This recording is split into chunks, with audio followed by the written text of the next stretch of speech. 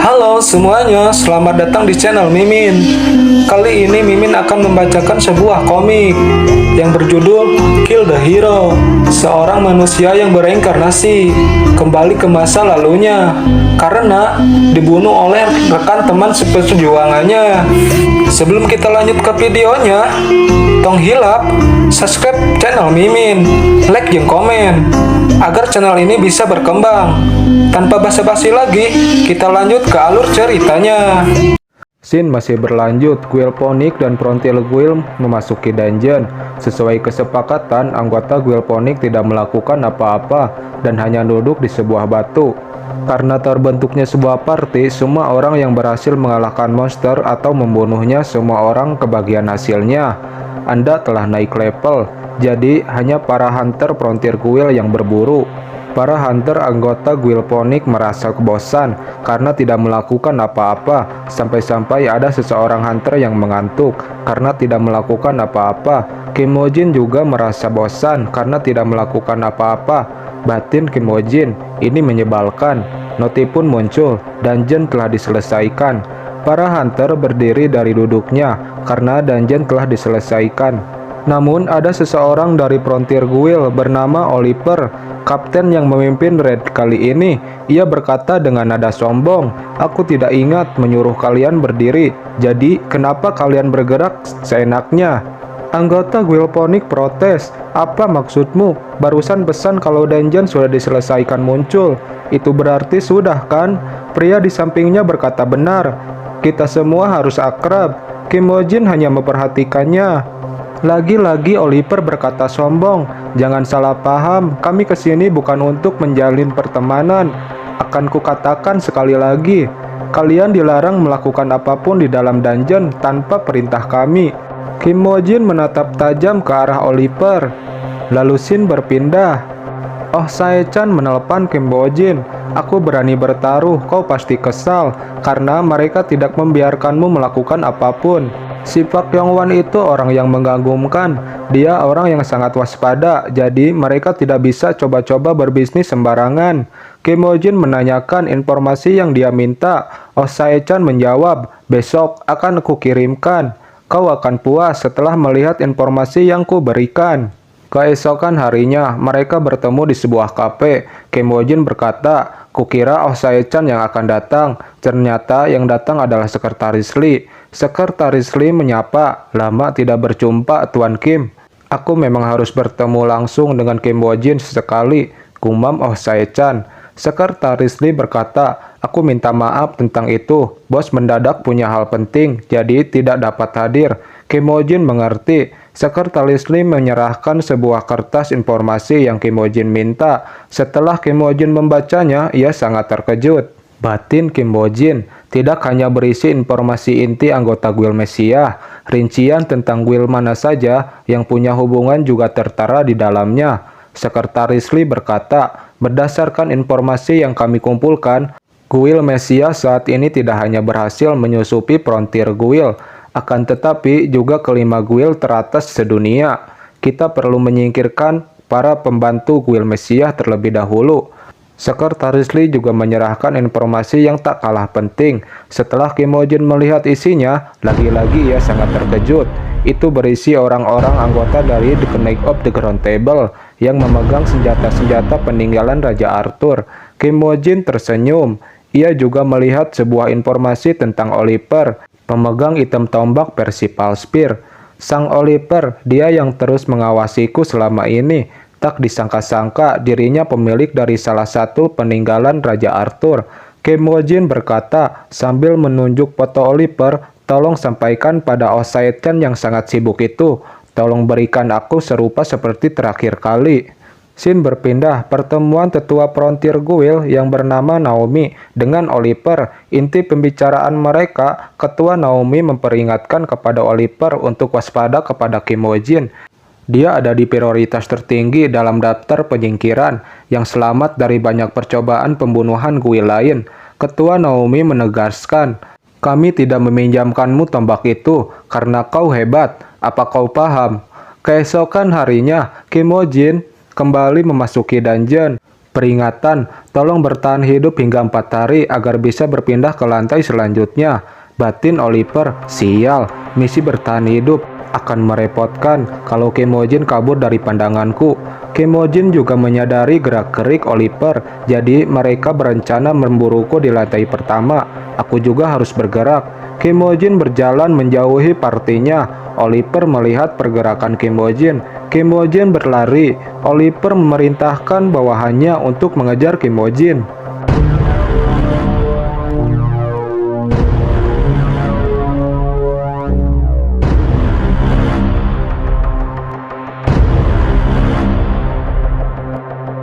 Kimojin bersembunyi di atas pohon. Setelah kepergian mereka, Kimojin turun. Ia mengambil sebuah item cincin di inventorinya, rampasan yang diperoleh dari dungeon rank A setelah mengalahkan rubah api. Item yang bernama Ultra Ring, item tingkat legenda, merupakan cincin yang memiliki kekuatan untuk melampaui batas seseorang.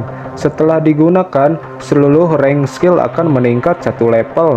Setelah menggunakan cincin itu, semua skill milik Kimojin naik, termasuk skill prajurit skeleton. Di saat Kimojin asik melihat skillnya, ia didatangi sekelompok monster kawanan serigala. Kebetulan sekali, aku akan mencoba memanggil prajurit skeleton tipe baru. Bapak-bapak berjanggut itu berkata, "Oi Oliver, apa informasi ini sudah bocor? Atau mungkin ada pengkhianat di antara kita? Ini tidak masuk akal." Oliver menjawab, "Jika rencana kita bocor, dia akan meminta bantuan dibandingkan melarikan diri. Sedari awal dia tidak akan datang ke sini. Lalu apa yang akan kita lakukan?" tanya dari si Ireng. Oliver menjawab, "Tenanglah, kita tidak perlu repot-repot mengalahkan monster. Dengan quest bertahan hidup, kita fokus untuk menemukan secara diam-diam." "Tapi Oliver, kau juga membunuh mereka semua." Mereka semua pun berlari mencari Kimojin. Mereka berlari melewati bangkai monster yang telah Kimojin kalahkan. Beruntung sebagian orang masih selamat akibat ledakan itu. Namun si Patwa berjenggot terkena ledakan itu yang melukai lengan kirinya. Di balik kepungan asap, si botak licin keluar dan langsung menyerang si Patwa berjenggot. Oliver hanya terdiam melihatnya karena tidak sempat menolongnya. Si kulit hitam juga terkena serangan anak panah. Oliver panik. Rekan-rekannya mati satu persatu. Ia marah. Oliver menghentakkan tombaknya ke tanah guna untuk menyingkirkan asap yang mengelilingi mereka. Asap itu pun menghilang secara perlahan. Tiba-tiba salah satu prajurit muncul tepat berada di belakang Oliver. Prajurit skeleton itu mengayunkan pedangnya. Dengan refleks Oliver dapat menghindarinya. Tombak yang ia gunakan sampai terbelah menjadi 2 akibat menangkis serangan itu. Ia membuangnya dan mengeluarkan tombak Percival Spear. Item tingkat legenda, mempunyai physical attack sebesar 255. Luka yang didapat oleh tombak ini tidak dapat disembuhkan dengan mudah. Kimojin memperhatikannya di balik pohon. Akhirnya, dia menggunakan tombak itu. Aku mengetahuinya dengan baik. Aku memiliki pengalaman berurusan dengan player yang pernah memegang Percival Spear. Karena ada efek peningkatan penetrasi, tombak tersebut tidak dapat diblokir dengan armor kelas unik. Ditambah, luka yang didapat dari tombak itu tidak dapat disembuhkan dalam waktu tertentu. Kimojin pun mengeluarkan skeleton barunya. Para prajurit skeleton yang menyerang Oliver tiba-tiba mundur. "Punten, Mamang." Skeleton itu menyerang. Pergerakannya sangat cepat. Oliver tidak bisa mengimbangi kecepatannya. Ia kesal. "Aku harus menunggu kesempatan saat dia menyerang ke arahku," gumam Oliver. "Ini dia." Oliver memutar-mutar tombaknya, bersiap untuk menyerang. Ia mengaktifkan skill yang bernama Final Blow. Ia menerjang ke arah skeleton itu dan mengarahkan tombaknya ke arah kepala skeleton itu. Namun, skeleton itu bisa menghindar, bergerak ke samping. Oliver kaget, tidak mungkin. Dari jarak sedekat ini, skeleton itu dapat menghindarinya. Skeleton itu menggigit lengan yang memegang tombak Oliver. Skeleton itu langsung membontang-banting tubuh Oliver beberapa kali. Anda telah terputus. Meskipun memiliki taring dan cakar yang tajam, skeleton tipe binatang tidak seperti tipe manusia. yang berjalan dengan kedua kaki, dapat dengan bebas menggunakan senjata seperti pedang, panah, kampak, dan semua jenis senjata. Di sisi lain, struktur tubuh skeleton tipe manusia tidak dapat mengimbangi mobilitas kecepatan skeleton tipe binatang yang berjalan dengan 4 kaki. Pergerakan Oliver sekarang terhenti. Oliver berusaha menjangkau senjata tombak miliknya. Namun, pada saat mau sampai menyentuh tombak itu, dengan cepat Kim Ho Jin mengambil tombak itu. Sambil memegang tombak itu, Kim Ho Jin berkata, "Aku tidak tahu kenapa kau menargetkanku. Karena sudah seperti ini, aku sudah tidak peduli." Oliver berusaha menjelaskan, "Tunggu, aku terpaksa mengikuti perintah. Kalau kau membebaskanku, aku akan bekerja sama denganmu. Aku akan memberitahumu semua yang ku tahu." Jamaah Jamikim panik. Ia berlari menuju ketua Naomi. Ia memberikan sebuah rekaman. Setelah Naomi melihat rekaman tersebut, ia sangat terkejut.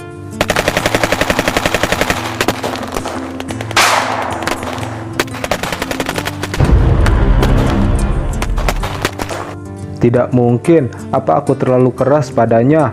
Sambil gemetar menahan kemarahannya, Naomi bertanya-tanya, "Ini bahaya jika Oliver mengkhianatiku dan tahu siapa yang berada di belakangku, habislah sudah. Aku harus menyingkirkannya sebelum mereka menyadarinya." Pekerjaan kita saat ini sudah selesai. Mari kita lanjut ke langkah berikutnya.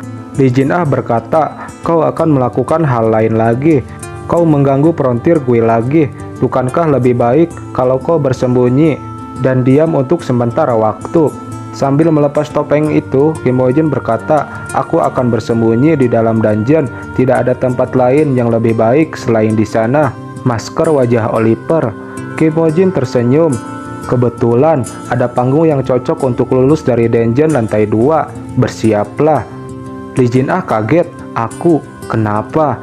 Lee Jin-ah kesal. "Aku tidak perlu bersembunyi. Kenapa? Kenapa aku harus pergi ke sana bersamamu?" Kim Ho Jin hanya menutup telinganya dan menghiraukannya. Ia menelpon Oh Sae-chan, membicarakan tentang frontier guild. Setelah melihat rekaman itu, Oh Sae-chan menjawab, "Mereka belum bergerak." Sebenarnya tangan jahat Mesia masih belum merambah sampai ke akarnya. Bahkan di dalam ingatan Sang Oliver tidak ada informasi tentang eksekutif lain selain Naomi. Jika Pak Yawan mengetahui kebenarannya, hanya akan membuat kepalanya pusing. "Ngomong-ngomong, kau akan bersembunyi di mana?" Kim Ho Jin menjawab, "Aku akan pergi ke dungeon rank A yang berada di Taiwan, Brawler of the Frozen Forest." Saat mendengar dungeon itu, Oh Sae-chan sangat terkejut. "Kenapa tempat itu?" Ia berteriak, "Itu adalah dungeon yang 23 kali yang gagal diselesaikan." Lee Jin-ah panik mendengar rincian dungeon itu, karena Kim Ho Jin akan mengajaknya ke dalam sana. Bahkan, guild Mesia sudah 4 kali gagal. Batin Kim Ho Jin, "Bahkan sebelum aku kembali ke masa lalu, dungeon itu masih belum diselesaikan. Terakhir aku ingat, jumlah kegagalannya sampai mencapai 43. Karena terus-menerus gagal, akhirnya kami tidak bisa menghentikan monster untuk keluar dari dungeon, dan sebagian besar wilayah Taiwan dipenuhi monster. Terdapat batas level untuk masuk ke dalam dungeon. Itulah yang membuat Lee Si-jun tidak bisa melakukan apapun. Aku tidak bisa menyelesaikan dungeon tersebut kalau aku melewati batas level 60. Bahkan jika ada sesuatu di dalam dungeon yang dapat membantuku melawan guild Mesia, aku tidak akan menyadarinya. Informasi yang aku miliki masih belum cukup untuk berurusan dengan guild Mesia." Lee Jin-ah keringat dingin. "Jangan menyerah, Oh Sae-chan. Terus bujuk dia agar tidak masuk ke dalam dungeon itu." "Ya, mari kita lakukan sesuatu yang lebih gila," gumam Oh Sae-chan. "Sialan kau, Oh Sae-chan," gumam Lee Jin-ah. "Jadi berapa persen kemungkinan kau dapat menyelesaikan dungeon itu?" tanya Oh Sae-chan. Kim Ho Jin menjawab, "Kurang dari 10%, bahkan kalau aku menilainya dengan hati-hati." Oh Sae-chan ketawa. 10% itu sudah cukup. Lagi-lagi Lee Jin-ah kena mental. Berakhir sudah 10% kemungkinan kembali hidup-hidup. Selama aku memiliki versi Pulse Spear, tidak akan ada yang bisa melawanku di lantai 2. Baiklah, aku akan mempersiapkan panggungnya. Kalau kau menggunakan nama Isaac Ivanov, itu akan lebih mudah. Eta si Lijin aku naon. Kim Mo Jin mempunyai ide, bagaimana jika meminta dukungan item dari Guild Messiah menggunakan opini publik. Guild Messiah tidak bisa mengenangani itu, kita tidak melakukannya secara gratis. Kim Mo Jin tersenyum licik. Breaking news, Guild Messiah akan memberikan dukungan penuh untuk Ishak Ivanov. Mereka berkumpul sedang membicarakan rencana Kim Mo Jin. Memang sangat bagus. Aku tidak pernah berpikir rencana Kim Mo Jin selalu dipikirkan jauh ke depan. Sepertinya kita akan dimandikan banyak item berkat rencana ini.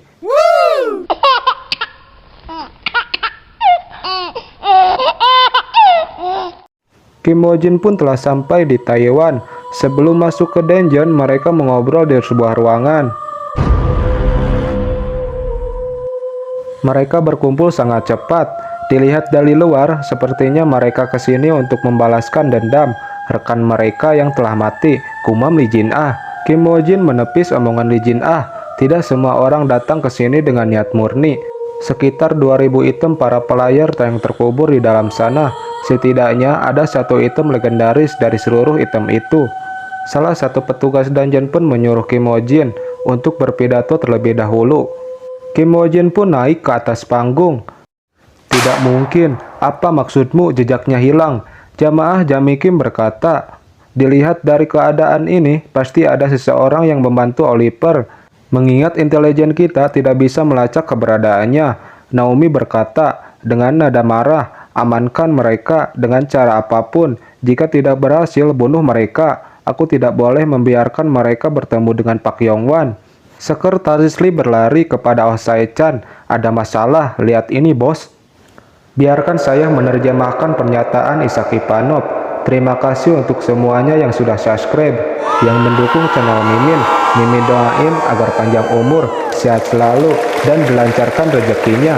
Tetapi kami hanya memiliki satu tujuan. Kalian senang, Mimin juga senang. Jadi inti pidato tersebut adalah Kim Mo Jin ingin masuk ke dungeon itu sendirian. Jangan ada siapapun yang mengganggunya. Oh Sae-chan tersenyum, menyatakan perang secara terang-terangan. Orang ini benar-benar tahu cara untuk berburu, gumam Oh Sae-chan. Kim Mo Jin pun masuk ke dalam dungeon sambil dilihatin oleh para hunter Taiwan.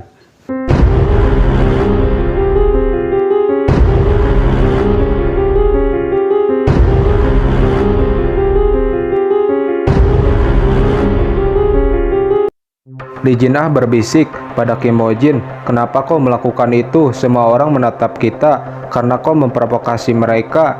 Kim Mo Jin menjawab, ada beberapa orang yang sulit diyakinkan dengan kata-kata, khususnya para Red Trapper yang datang untuk mencari item dari para player yang sudah mati. Hanya ada satu cara untuk menghadapi orang-orang itu, dengan menunjukkan perbedaan kekuatan dan menginjak-injak keinginan mereka. Prajurit skeleton telah disummon.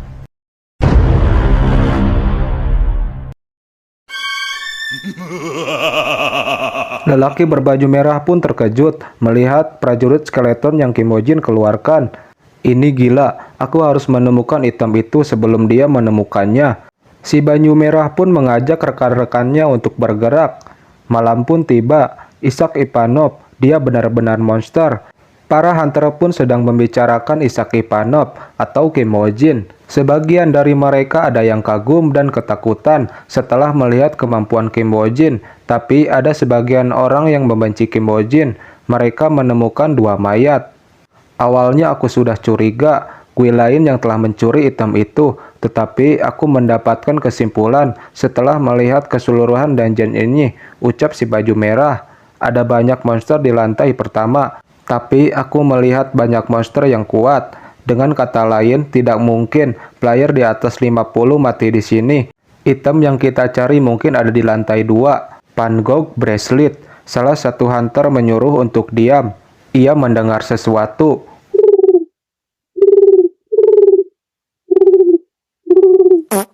Lelaki berambut panjang itu melompat ke atas pohon.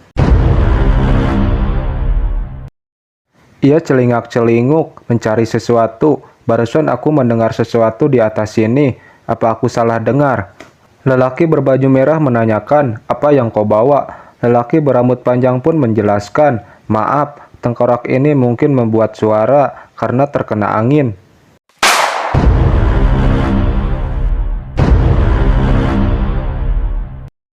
Kim Woo Jin bergumam, aku menaruh skeleton itu untuk berjaga-jaga, tetapi terima kasih. Untuk itu aku mendapatkan beberapa informasi berguna.